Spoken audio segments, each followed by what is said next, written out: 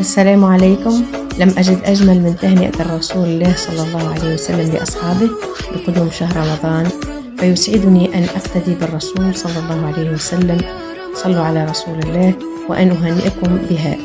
أتاكم رمضان، شهر يغشاكم الله فيه، فينزل فيه الرحمة ويحط الخطايا ويستجيب الدعاء ويباهي بكم ملائكته.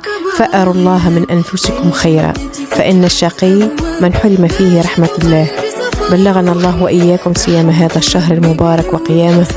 اللهم أهله علينا بالأمن والإيمان والسلامة والإسلام والعون على الصلاة والصيام وتلاوة القرآن.